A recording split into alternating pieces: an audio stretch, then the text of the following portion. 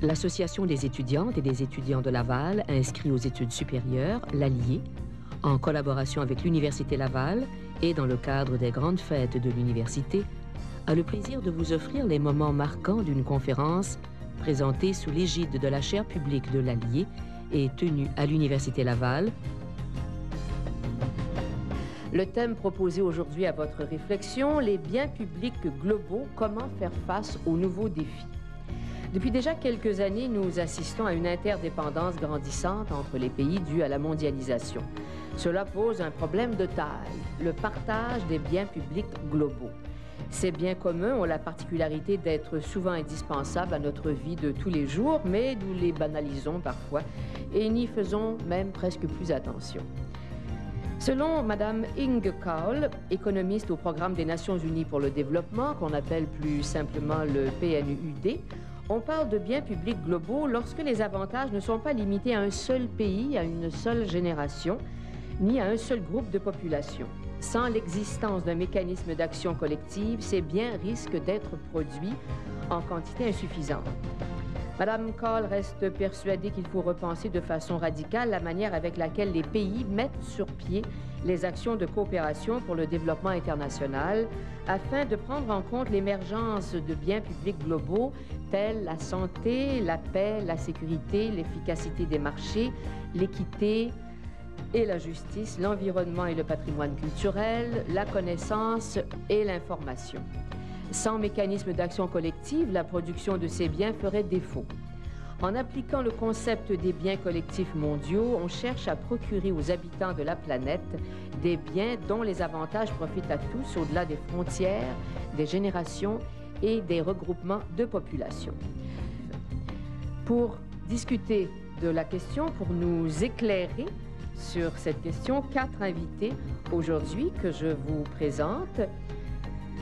Monsieur André Beauchamp, président directeur de EnviroSage.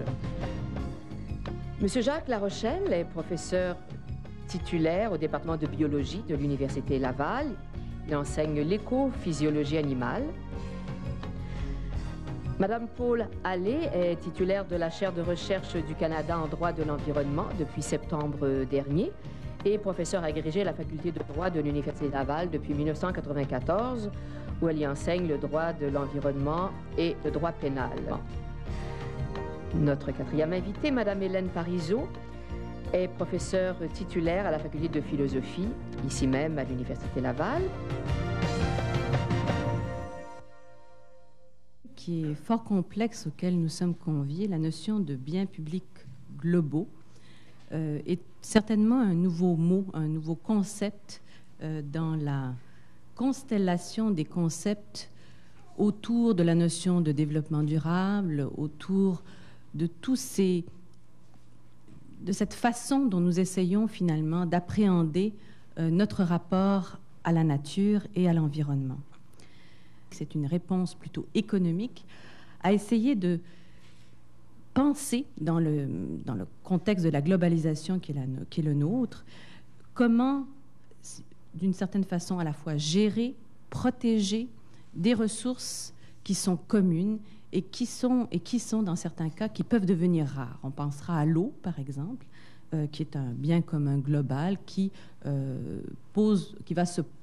être de plus en plus problématique dans les prochaines décennies. Comment comprendre ce concept de biens publics globaux? Eh bien, il faut remonter finalement à toute une histoire autour, si vous voulez, des questions environnementales, où de plus en plus, sur le plan international, on a pris en compte les problèmes environnementaux. Et on a cherché, si vous voulez, à comprendre ces problèmes-là en essayant de sortir en quelque sorte de la sphère marchande certains biens publics globaux, c'est comme ça qu'on les appelle, ou encore on les appelle les biens communs, ou encore on les appelle patrimoine commun. Alors l'enjeu, c'est à la fois de définir ces biens-là, lesquels sont des biens communs à tous. Ensuite, quel est le statut qu'on va leur donner?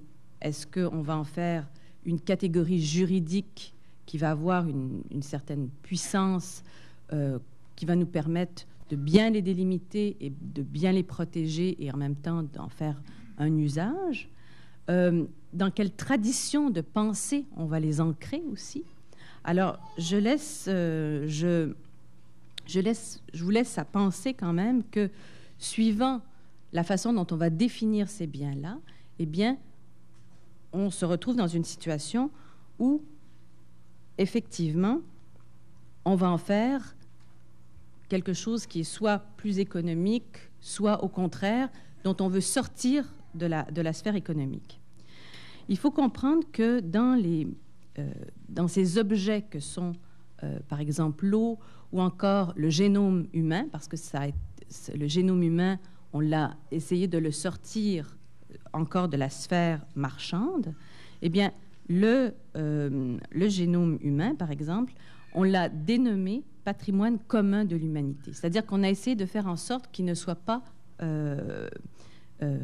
appropriable, qu'il ne soit pas vendable, marchandable.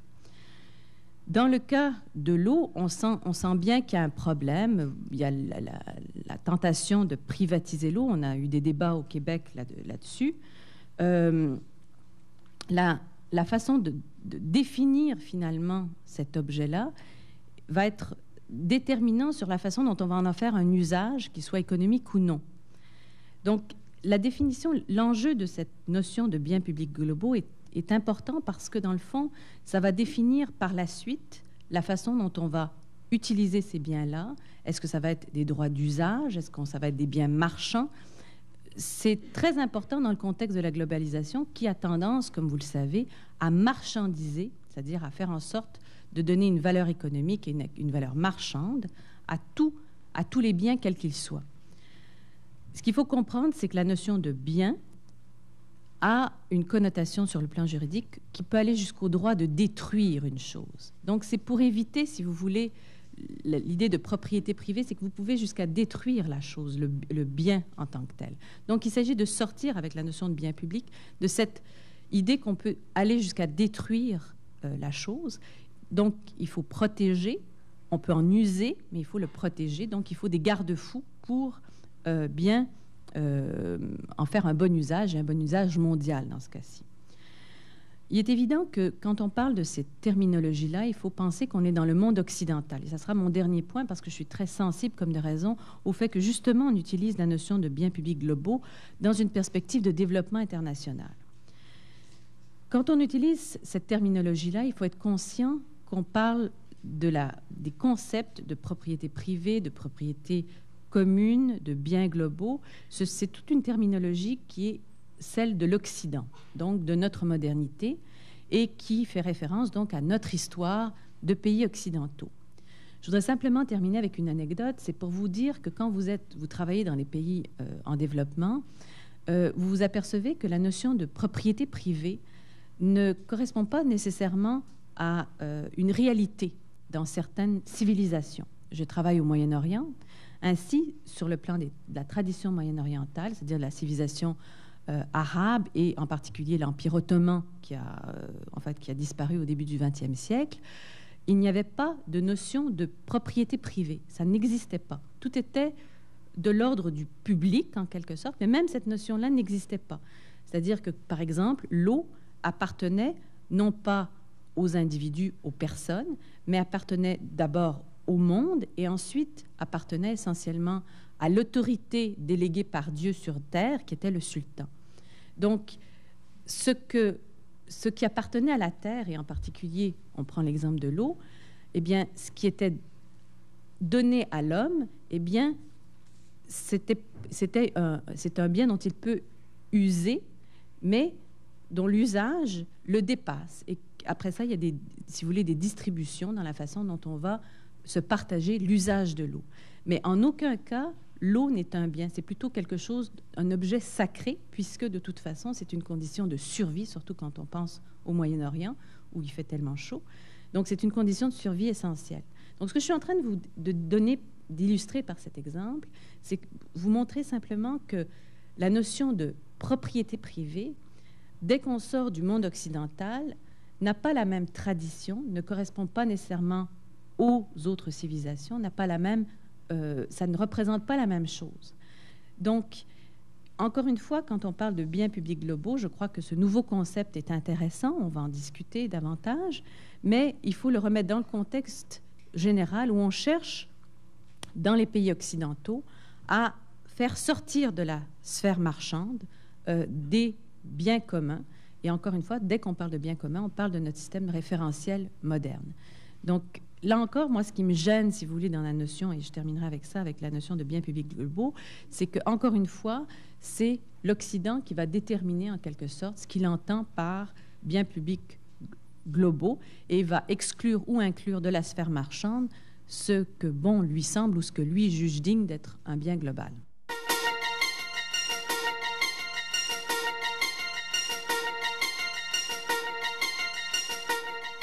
Je vais utiliser mon domaine d'étude, qui est l'environnement, pour tout d'abord illustrer un peu qu'est-ce que c'est que des biens publics globaux. Alors, tout d'abord, il y a de nombreuses questions liées à la gestion environnementale qui ne connaissent pas de frontières. Je pense que je vous apprends peu de choses en disant cela. Et parce que ces problèmes environnementaux ne connaissent pas les frontières, il s'agit donc de bonnes références pour illustrer cette notion de bien public. On pense notamment au changement climatique, à la déperdition de la couche d'ozone, au partage des ressources naturelles, par exemple les ressources en eau qui pourraient être transfrontières.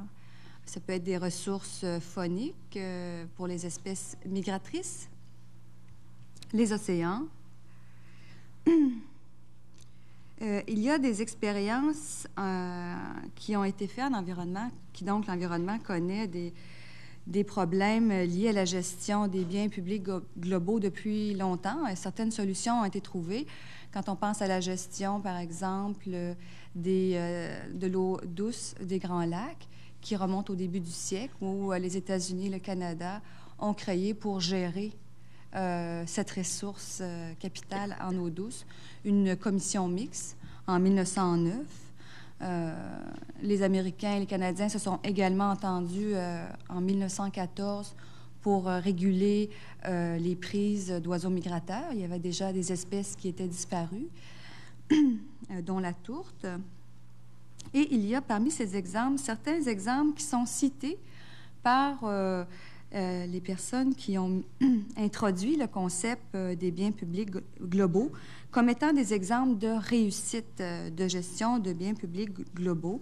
Et généralement, le premier exemple qu'on cite, c'est le protocole de Montréal sur les changements climatiques. Alors, qu'est-ce qu'il faut se rappeler? C'est un protocole de 1987 qui encourage la réduction des émissions de gaz contenant des CFC, donc des gaz qui portent atteinte à la couche d'ozone. Et ce protocole est vu comme une réussite, et là, on donne plusieurs raisons pour lesquelles ce protocole est une réussite. C'est tout d'abord parce qu'il y avait une carotte, et là, j'utilise les termes de la littérature, c'est-à-dire qu'on prévoyait une subvention aux pays peu fortunés en vue de faire les changements technologiques. Et on prévoyait également un bâton, c'est-à-dire des sanctions commerciales pour les joueurs qui décideraient de faire les resquilleurs, c'est-à-dire de profiter que les autres s'en occupent pour ne rien faire. Il y a également une autre raison, c'est que les avancées technologiques étaient déjà faites et que c'était donc très peu coûteux de faire les changements de procédés. Et on compare le protocole de Montréal, qui est une réussite, au protocole de Kyoto, qui malheureusement est très, très dispendieux. On parle de milliards et il y a énormément de résistance. Et selon Mme Cole, il ne faut pas, même si on doit aller vers la gestion des biens publics globaux, même s'il faut mettre de l'avant l'éthique et la morale, il ne faut pas négliger les incitatifs économiques. la première fois que j'ai été confrontée à ce concept de biens publics globaux, premier réflexe de juriste que j'ai eu, c'est de me référer à une notion ancienne qui a été évoquée par Mme Parizeau, les res communes, qui nous viennent du droit romain et qu'on pourrait traduire en choses communes, et non pas en biens communs, mais en choses communes. C'est-à-dire des choses qui ne peuvent pas faire l'objet d'appropriation. C'est des choses qui sont à l'usage de tous. On peut en tirer même des fruits, mais on ne peut pas en disposer parce qu'on n'a pas cette portion-là, ce démembrement-là de la propriété n'est pas donné. Donc, c'est une chose qui reste commune parce que personne ne peut se l'approprier. Et les biens, les res communes classiques se trouvaient en droit interne et ils se retrouvent maintenant avec ces concepts-là, selon moi, dans l'ordre international parce que ces problèmes-là, maintenant, traversent les frontières des États. C'est notamment l'air, que même si quelqu'un inventait la machine à emprisonner l'air et à vider l'atmosphère de son air, il ne pourrait pas se l'approprier parce que c'est une chose hors commerce, c'est une chose qui est commune. La même chose pour l'eau courante est vue comme une res communes et de plus en plus, les droits de subsistance sur les ressources naturelles, c'est-à-dire qu'une personne qui a besoin de se nourrir ou de se vêtir ou de se chauffer pourrait couper un arbre et prendre un poisson et couper...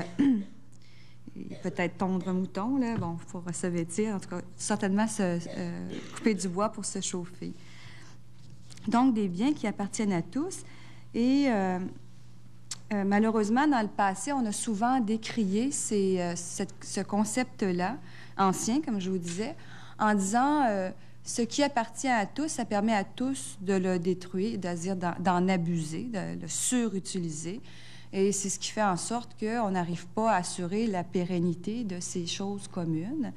Et on proposait, avec la tragédie des communs de M. Hardin, on proposait donc de rendre ça privé en disant que si on privatise les choses communes, mais le propriétaire va être fier de sa chose et va en prendre soin comme de sa propriété, sa maison et tout ça.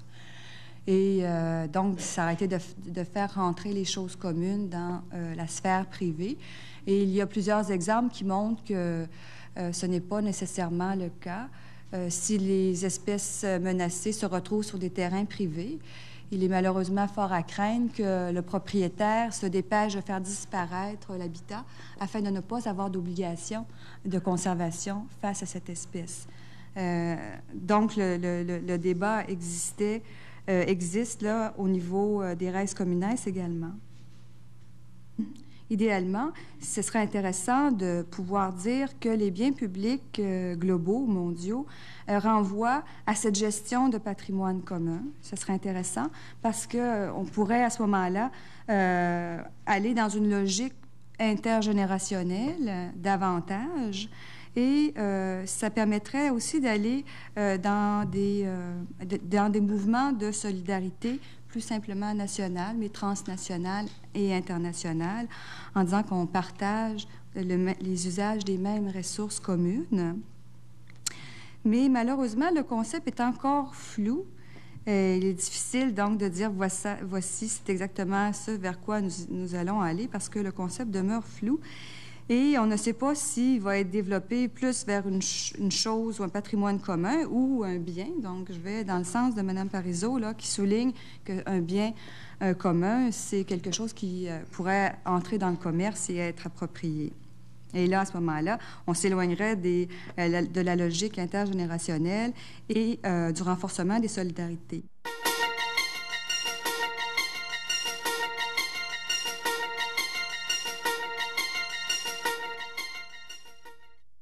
Beaucoup de biologistes répondent à cette question-là en disant que le cerveau, ça a comme objectif l'action. Mais il y a un type d'action particulier qui est l'action anticipée. Et pour anticiper son action, il faut réfléchir. Et les biens communs globaux, c'est justement un moyen de nous faire réfléchir sur l'évolution de nos sociétés et de notre planète. Alors, dans les biens publics mondiaux, il y en a un, moi, qui m'intéresse particulièrement, et c'est l'équité.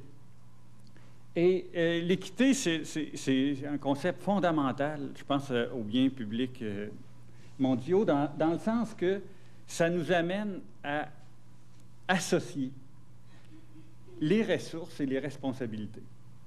Enfin, jusqu'à présent, on a utilisé les ressources sans trop se préoccuper de nos responsabilités. Et les biens publics, justement, viennent définir un cadre qui implique trois niveaux. Il y a d'abord le niveau planétaire, le niveau international. Il y a ensuite le niveau national, où là, on inclut tous les groupes sociaux. Et le troisième niveau, c'est l'intergénérationnel. Alors, il faut donc regarder maintenant l'utilisation qu'on fait des ressources en fonction de nos responsabilités à ces trois niveaux-là. Est-ce que l'équité comme telle, on peut démontrer facilement des avantages à ça? Bien, oui, il y en a de nombreux. Et je vous en donne un dans le domaine ici de la santé.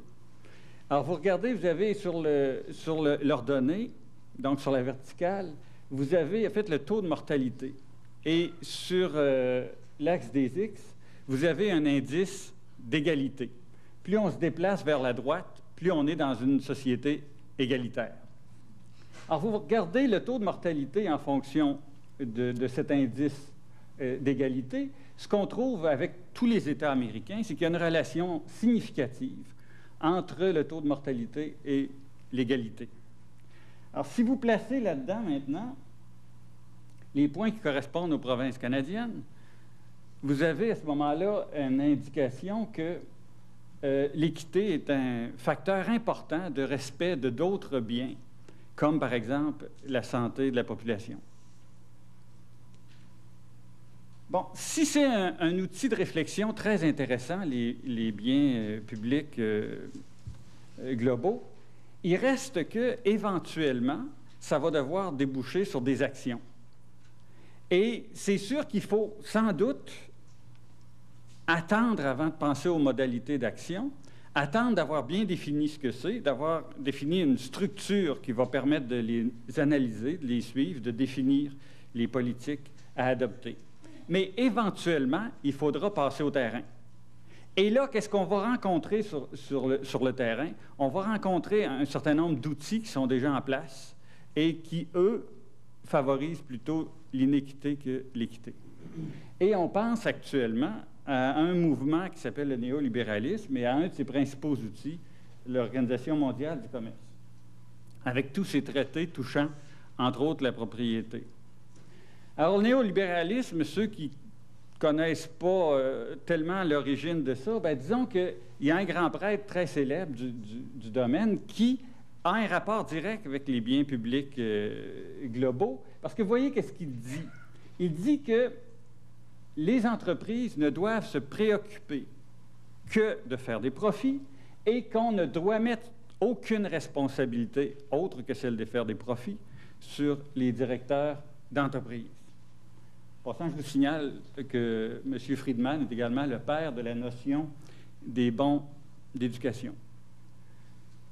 Bon, je voudrais maintenant focaliser un petit peu plus sur un bien public mondial qui est l'accès aux médicaments.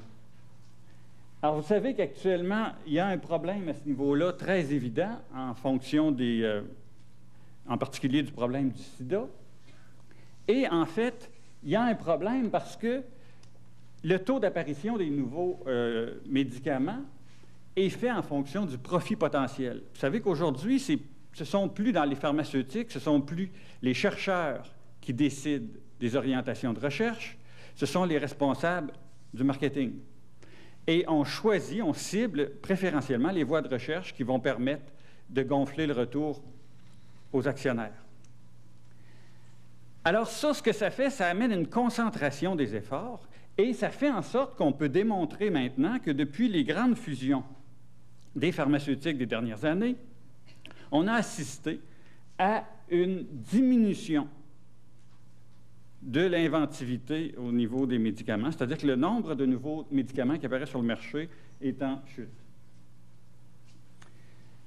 Alors, évidemment, dans tout ça, si on veut que la santé et l'accès aux médicaments soient des biens publics globaux pour lesquels on agit efficacement, bien, c'est très clair qu'on rencontre sur notre chemin les pharmaceutiques. Alors, vous avez tous lu les journaux récemment, vous savez les activités de corruption qui sont exercées par les pharmaceutiques de toute acabit. Et je vous signale que chaque année, l'industrie pharmaceutique à la grandeur de la planète fait face à des poursuites de plusieurs milliards de dollars par année pour avoir finalement dissimulé des effets secondaires qui apparaissent éventuellement en cours d'utilisation. Bon. Alors, vous savez que dans l'arsenal des armes des grandes pharmaceutiques, il y a les menaces de chômage, on en a vu récemment. Et évidemment, un des gros problèmes dans la distribution du bien public que constitue le médicament, ben, c'est les fameux brevets prolongés que l'on a actuellement dans nos sociétés, qui sont d'ailleurs promus par des organisations comme l'OMC.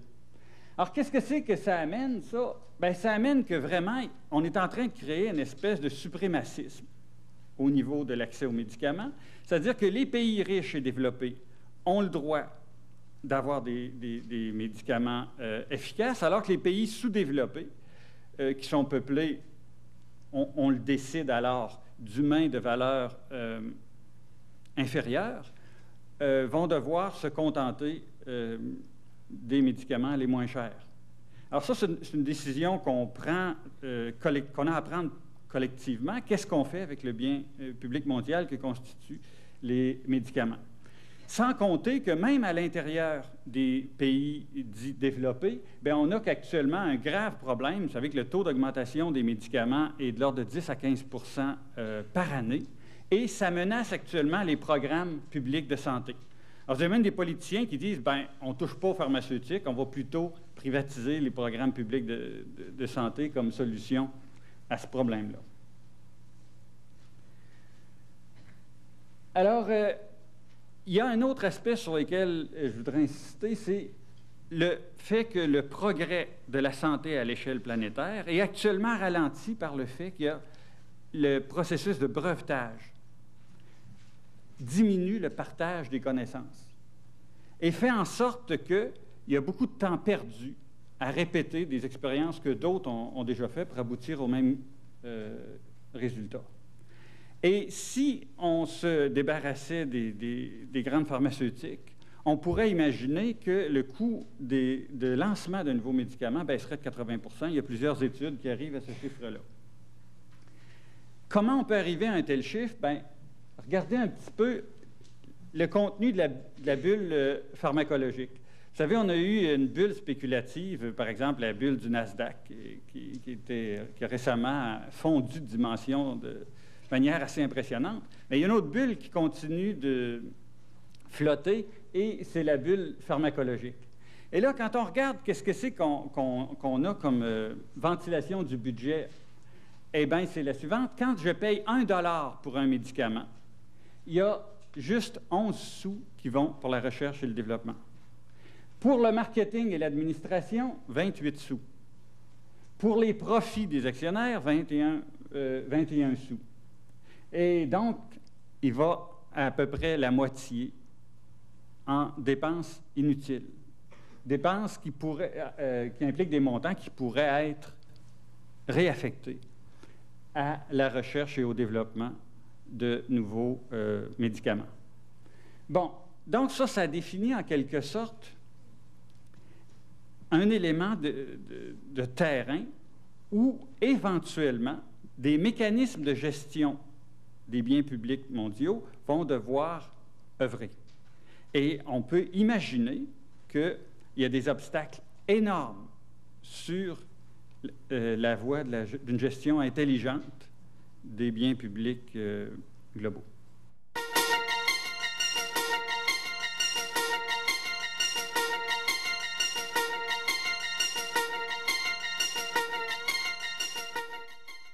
Dans la pensée traditionnelle, il y a deux concepts, il y a trois concepts qui viennent jouer et que Mme Hallé et Mme Parizeau ont évoqués.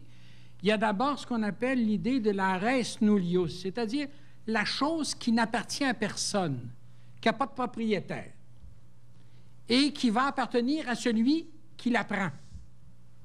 Un caillou, une fleur que vous cueillez. Et elle vous appartient le jour où vous la prenez.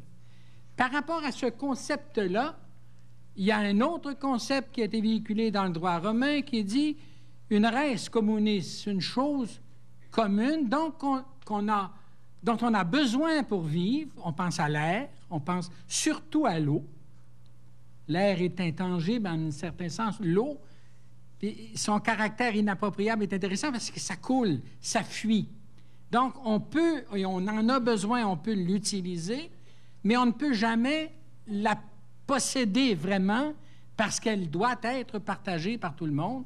Et vous comprenez tout de suite que les conflits sur l'eau ont été toujours importants, puisque celui qui est en aval va toujours demander un droit à l'égard de celui qui est en amont. Si tu pollues mon eau, si tu me coupes mon eau, ça ne peut pas aller. Donc, il y a une espèce de droit de celui qui est en bas par rapport à celui qui est en haut pour lui dire « ça me concerne aussi ».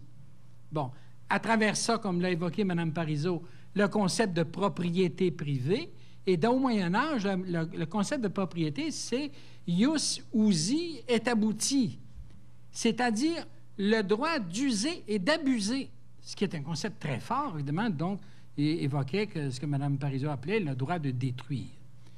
Alors, pour corriger ça, pour intégrer ça, les gens avaient une autre notion qui était la notion de bien commun. Et le bien commun était une espèce d'horizon dans lequel on finissait par pondérer les aspirations abusives de certains qui veulent s'accaparer les choses pour rappeler finalement l'idée de globalité dans laquelle on se situait. Et traditionnellement, la notion de bien commun voulait dire d'abord la primauté de la collectivité sur l'individu. Donc, il y avait l'idée que le bien commun, c'était la totalité des biens d'une société donnée. Mais ça n'est pas que matériel, c'est une collectivité, une communauté dans laquelle il y a des aspects juridiques, politiques, moraux, qui vont donc pondérer tout ça. Et dans la pensée du Moyen Âge, il y avait l'idée que ce bien commun, le bien par excellence, c'était Dieu, qui était le bien parfait. Et là, vous aviez une espèce d'horizon dans lequel vous pouviez pondérer les abus d'un chacun. Bon. Aujourd'hui, on a l'héritage de ces mots-là, mais par exemple, nos sociétés sont sécularisées, ne se rapportent plus à Dieu. Nos sociétés n'ont pas la notion d'une idée d'un bien idéal, parce que chacun a sa théorie, chacun a sa conception des choses, et l'État ne peut pas nous imposer un ordre de choses idéal, de sorte que tout le monde a un petit peu se redéfinit l'univers dans lequel on se situe. C'est pour ça qu'on a besoin de mots. C'est ça qu'on a besoin de choses pour voir clair dans certains éléments. Je vous donne un exemple ou deux qui sont amusants. Si vous entrez à Montréal par la 20 et que vous vous rendez non pas au pont Hippolyte-Lafontaine, mais vous continuez sur le pont Jacques-Cartier, vous traversez à Montréal, vous êtes dans le pont Jacques-Cartier, et en arrivant à Montréal, vous attrapez ce qu'on appelle la courbe de la mort. Hein? Vous pognez cette sacrée courbe qui va vous ramener vers la rue de Lorimier, Dorchester ensuite, et René Lévesque maintenant, pardon. Et cette courbe, pourquoi il y a cette courbe-là? Le pont a été construit autour de 1910. Il y a cette courbe-là parce que si on avait continué le pont, on arrivait sur une usine qui appartenait à un nommé Barsalou, qui avait créé un fameux savon dont on utilisait encore quand j'étais jeune. Et le monsieur Barsalou n'a jamais voulu vendre son usine pour laisser passer la route. Alors, le fédéral lui a dit, c'est bien simple, on va t'exproprier. Et il est allé devant les tribunaux, mais à ce moment-là, le ministère des Transports fédéral ne possédait pas le droit d'exproprier. Et M. Barsalou, qui avait une tête de cochon, semble-t-il, je ne veux pas me mêler d'audience, par exemple, je suis dans l'audience sur le port actuellement, mais M. Barsalou a refusé et finalement, on a fait la courbe. Aujourd'hui, 100 ans après, on se dit combien de monde se sont tués là? Ça aurait été vraiment beaucoup mieux pour tout le monde qu'on l'exproprie. Et il eût fallu, au lieu de de s'enfermer dans cette chose-là, discuter, négocier, faire une offre plus généreuse s'il l'eût fallu, et on aurait trouvé une solution durable. Quand j'ai fait l'audience sur la 6e ligne, la fameuse 6e ligne, la ligne d'Hydro-Québec qui allait de Radisson à la frontière américaine en passant par Nicolet des Cantons, il y avait eu un gros débat public. Et je me rappelle les cultivateurs protestaient beaucoup contre le passage de la ligne sur leurs terres, puis les citoyens aussi. Et il y avait un conflit considérable. Puis je me rappelle que la ministre du temps, Mme Bacon, avait dit « Écoutez, c'est une affaire de bien commun, ça, là, que la ligne passe. Et pourquoi les gens chicanent? C'est leur devoir de collaborer au bien commun de la société. » Ça m'avait beaucoup frappé. J'ai présidé l'audience. Quand je suis arrivé pour travailler là-dedans, je me suis aperçu que la ligne, elle servait d'abord à transporter de l'énergie, mais qu'elle avait été conçue principalement en vue de l'exportation. Puis c'est sûr que si on construit une ligne pour servir le Québec, il y a un service public qui est à tout le monde et tous les Québécois vont en profiter. Mais si la ligne sert à l'exportation, est-ce qu'elle sert aux Québécois? Bien, vous allez me dire, elle est utile aux Québécois parce qu'elle va nous apporter un profit. Mais un profit public est-il un service public? Et là, on s'est... J'avais écrit dans le rapport, il me semble que là, il y a une difficulté, puis finalement, bon... Le gouvernement a été capable de décider dans des paramètres donnés. Mais voyez-vous, il y avait une tension entre l'intérêt purement privé d'individus puis la dimension publique. Quand on est arrivé dans l'eau, au moment où on analysait l'eau, la théorie juridique voulait que l'eau qui coule dans les rivières soit une res communis, soit une chose commune. Et que l'eau souterraine appartenait aux propriétaires du terrain. Alors, on avait donc une eau privée, souterraine, et une eau publique. Le débat a eu lieu, je me rappelle d'un mémoire extraordinaire qui avait été porté par l'Université McGill, et finalement, nous avons recommandé qu'on reconnaisse le même statut à l'eau, c'est-à-dire d'être une res communis, d'une chose commune, à l'ensemble des Québécois. Certains nous avaient demandé de proposer la nationalisation, et on ne l'a jamais proposé. Parce qu'il ne faut pas que l'État possède l'eau. Parce que si l'État possède l'eau, il va faire comme avec l'Auto-Québec. C'est-à-dire qu'il va vouloir en vendre pour faire de l'argent. L'État a besoin d'argent, c'est extraordinaire. Mais si vous la décidez res communis ou chose patrimoniale, l'État va pouvoir en être le garant ou le gérant, mais il n'en sera pas non plus le propriétaire. Parce que l'eau n'appartient pas plus à l'État qu'elle n'appartient à Beauchamp. En un sens, elle s'appartient à elle-même ou elle appartient à l'ensemble de la communauté. Bon. Alors, donc, on a ces notions-là. Est-ce que ces notions-là sont suffisantes? Et est-ce qu'il nous faut d'autres concepts plus globaux maintenant qui s'appelleraient biens publics globaux? Je ne le sais pas. Peut-être que oui, peut-être que non. Je pense que le penseur, Mme Ingiza Cole, entre autres, a apporté un concept extraordinairement intéressant parce que pour elle, ça va réaménager les relations internationales. Quand vous êtes un Américain, vous pensez intérêt américain. Quand les Américains regardent notre eau, ils disent pas c'est de l'eau canadienne.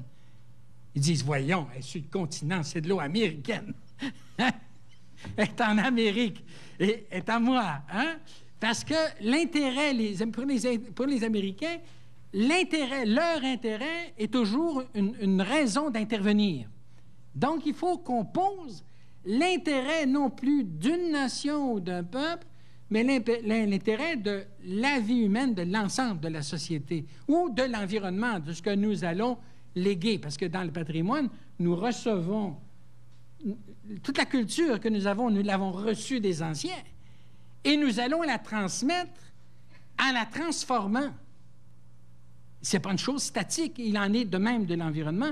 Alors, est-ce que la notion de biens publics globaux chez Mme Cole, manifestement, ça réorganise le droit international et ce qu'elle appelle le rapport entre la politique internationale, la diplomatie et la politique nationale, de sorte que ce qui est en dedans et en dehors doit être redéfini. Donc, comment va s'opérationnaliser ce concept-là? C'est fort intéressant. Et là-dessus, moi, je ne pleure pas. Tant mieux si quelqu'un qui apporte de nouvelles idées. Et si les nouvelles idées peuvent nous aider à voir plus clair et à mieux gérer ce qu'on a, ça vaut la peine, je pense, de faire un débat. Oui, si vous voulez vous diriger vers le micro juste tout près de vous. Moi, j'ai une question. C'est que l'histoire nous a montré que l'Occident a toujours exploité les plus faibles. Et en ce moment, parlant de l'environnement, on a des bateaux de déchets qui arrivent sur les côtes africaines. On a également les essais anatomiques que les Américains vont faire sur les territoires étrangers, au lieu de le faire sur les propres territoires, notamment les essais qui ont lieu sur l'île de Mururoa. Alors moi, j'aimerais savoir que si éventuellement on aborde la notion de biens publics globaux, qu'est-ce qui nous assure à nous, les gens qui venons justement des pays dits sous-développés, je préfère le terme pays en voie de développement, qu'est-ce qui nous assure qu'on fera partie du débat et quel est le poids, en fait, qu'ont les groupes de discussion sur les politiques qui, finalement, sont les décideurs et, on le sait, favorisent toujours l'économie. Il est évident que les travaux de Mme Cole, outre la question d'identifier les biens publics globaux, mais de prévoir un refinancement de l'aide aux pays en développement, donc en créant cette catégorie de biens, elle a à l'esprit également que ce mécanisme-là de renouvellement là, des solidarités entre pays dits développés et en voie de développement vont également susciter des transformations au niveau des participations des citoyens, que ça irait de pair avec. Mais là, elle a pas de...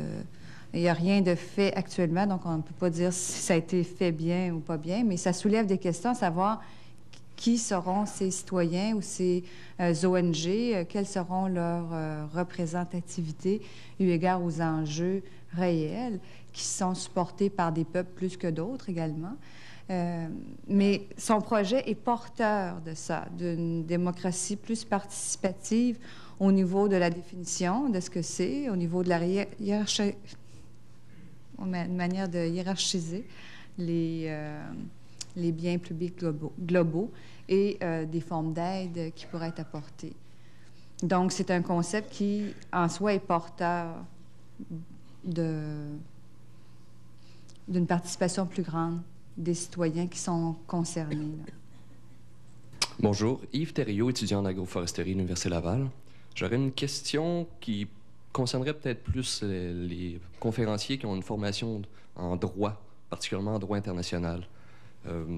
Avec le concept de bien public, on prend aussi on doit aussi considérer un peu l'équité qui va avec. Si on parle de bien public, on parle communauté mondiale, donc on parle de meilleure redistribution des ressources, mais on sait pertinemment que les pays sont responsables de l'application des lois sur leur territoire administratif et qui protègent beaucoup de l'ingérence des autres pays. Donc, à ce moment-là, comment on va faire pour marier le bien public avec un petit peu le respect des lois internationales ou comment on peut forcer un pays à respecter ses ententes internationales qui n'ont pas force de loi? Si on ne s'en occupe pas des biens publics et qu'ils se détériorent, ils vont devenir des maux publics globaux. Et ça va coûter cher. Donc, si on ne veut pas subir des changements climatiques dans son pays, qui va faire en sorte que on va avoir des lourdes pertes au niveau de l'agriculture, etc., etc., il faut agir maintenant. Il faut prendre des mesures maintenant pour éviter que cela arrive et donc financer certains programmes internationaux, non pas sous le thème de l'aide au développement, mais sous le thème de payer la part pour le maintien, la gestion des biens publics globaux. Donc, ce serait une forme... Elle souhaite les pays arrêtent ce qui semble être une tendance dans les dernières années, de prendre le financement qui est dû au développement pour le mettre dans des programmes des choses qu'elle appelle les biens publics globaux. Fait qu'il faudrait avoir 2 colonnes. Donc, c'est simplement en disant aux États, de fournir des sommes supplémentaires qui seraient allouées à ces programmes-là et non pas au développement. Et que ça retournerait, chaque État aurait un avantage à faire ça parce qu'il économiserait des sommes qu'il devrait dépenser dans l'avenir. Et que, donc, ce n'est pas de l'ingérence parce que ça serait un programme international. Évidemment, il faut déterminer qui gérerait ces sous-là et les programmes qui iraient avec. Mais ce n'est sans ingérence, au contraire, c'est de dire on va éviter que les problèmes de famine causent de l'immigration, qui vont aller dans d'autres pays, qui vont créer ceci, qui vont créer cela, et que ça va coûter tant. Donc, a priori, on va donner des sous pour déjà régler ces problèmes-là afin d'éviter qu'ils deviennent des maux publics globaux. Bon. En admettant qu'on puisse définir un bien public global, ou des biens publics globaux, je devrais dire, est-ce que ce concept est concevable sans une définition préalable de la responsabilité publique et de la responsabilité individuelle? Les regards se tournent vers vous, M. Beauchamp. Ah oui? Oui, mais on arrive au temps des impôts. Et il y a une chose fabuleuse. Hein? Dans la pensée du Moyen Âge, par exemple, on disait qu'on a le droit de vivre et qu'on a le droit de vivre selon son statut. Et ce qui dépasse son statut appartient de droit aux pauvres. Aujourd'hui, on n'a pas ça. On a l'impôt qui vient nous chercher, selon nos niveaux, 25, 30, 35, 40 % de notre revenu à la source pour ceux qui reçoivent des salaires. Et c'est notre manière, finalement, de nous insérer dans la société et de contribuer. Mais quelle est la part de fraude dans l'impôt? Et quel est celle qui ne rêve pas de frauder quand arrive le mois de mars ou le mois d'avril? C'est extrêmement difficile. C'est-à-dire que la responsabilité personnelle et la responsabilité publique, ce ne sont pas deux choses étanches, ce sont deux choses qui sont constamment en relation l'une avec l'autre. Et par exemple, notre rapport individuel au bien public est très variable selon les cultures. Par exemple, un quartier anglophone est en général plus propre qu'un quartier francophone, indépendamment de la richesse. Parce que nous n'avons pas le même rapport aux choses, nous jetons dans l'ordre public une chose que je me suis aperçu en travaillant en Tunisie, il y avait des rapports sur la gestion des déchets, que tout le rapport du domestique et du collectif était très différent de ce qu'il y a dans notre culture, de sorte que la responsabilité personnelle et la responsabilité publique, c'est extraordinairement variable. Là, on l'a compris dans notre société sur une chose toute simple, fumer. Et quand j'étais au collège, fumer était interdit et on pouvait être chassé du collège si on fumait. Quand j'ai quitté le collège, je suis rentré dans l'université, c'est devenu une revendication. Tout le monde a eu le droit de fumer. Et on s'est même mis à fumer dans les cours dans les salles de cours aux universités. C'était excellent. En fait, tu ne te voyais plus là-dedans. Puis tout à coup, on a fait revenir le droit du non-fumeur à respirer un air sain. Et maintenant, fumer, on est redevenu proscrit si on fume. Tu es obligé de sortir de l'édifice pour aller fumer dehors. Alors, je vais juste montrer par là que la conception du rapport entre le privé et le public et l'entrée, la sortie de l'univers strictement personnel vers l'univers collectif, c'est une question de loi, c'est une question d'attitude, c'est une question d'éthique de base, et c'est très, très, très mobile d'une société, d'une culture ou des arts d'une société constamment. Voici un concept qui est très difficile de resserrer. Moi, je me rappelle, je m'occupais de jeunes dans les années 60, et quand on se promenait en auto, à chaque fois qu'il y en a un qui garochait un papier dehors, j'arrêtais l'auto, je disais, va ramasser ton papier, ramener. Voyons donc, quelqu'un va le ramasser. Non, tu es responsable de ça. Et là-dessus, là, c'est des choses tenues. Je pense qu'aujourd'hui, nous avons tendance à revendiquer des choses au public, mais nous avons peu tendance à nous sentir responsables pour notre part de la réalité publique. Et s'il n'y a pas un va-et-vient entre l'éthique publique et l'éthique privée, là, la société est mal prise. Oui, madame. Bonjour, mon nom est Mélanie Busby. Je suis une biologiste. Je m'intéresse à la question des biens communs. Ma question est la suivante. On parle de biens communs qu'on devrait conserver puis protéger de la marchandisation. Ça suppose éventuellement comme une autorité qui devrait gérer ça. Monsieur Beauchamp, vous avez parlé que l'État devait être non pas un propriétaire, mais un gestionnaire de ces ressources-là. Puis, bon, je fais un travail présentement là-dessus, puis je lis des trucs que les néolibéraux écrivent, puis ils répliquent à ça que le gouvernement va attribuer les permis d'utilisation d'une façon non objective. Ça peut être aux gens les plus riches, aux amis des partis, ce qui n'est pas nécessairement une façon très équitable puis qui veille à l'équité dans la collectivité. Puis ils disent aussi que les gouvernements ne possèdent pas l'information pour gérer efficacement l'ensemble de nos ressources. Puis ils rétorquent à ça que le marché, lui, tout-puissant, est capable d'allouer efficacement les ressources puis de gérer efficacement ces ressources communes-là avec les droits de propriété. J'aimerais avoir un argument à répondre à ça, puis j'aimerais entendre vos réactions.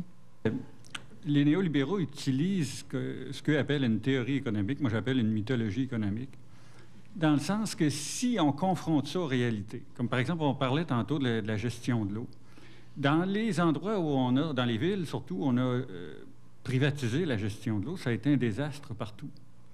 Okay? Que ce soit aux États-Unis ou que ce soit au Canada ou pire, en Amérique du Sud, ça a été désastreux. Ça a été bien souvent, ça s'est terminé par une reprise en main par l'État ou par la ville ou peu importe, parce que c'était invivable pour les citoyens. Donc, en fait, la théorie économique, c'est vraiment une théorie. Ça colle habituellement pas aux faits. Et il faut analyser des situations réelles pour se rendre compte que la théorie économique n'a aucune valeur prédictive. Bonjour, mon nom est Alexandre Bernard Ranou. Ma question, c'est, tantôt on a parlé brièvement là, des recherches au niveau pharmaceutique. Je voulais savoir, parce que des biens globaux, j'en vois, en tout cas à première vue comme ça, deux types. Il y aurait le type où est-ce qu'on l'utilise tous, puis quand on parlait des gènes un peu, côté plus médical, c'est plus au niveau, au stade de recherche.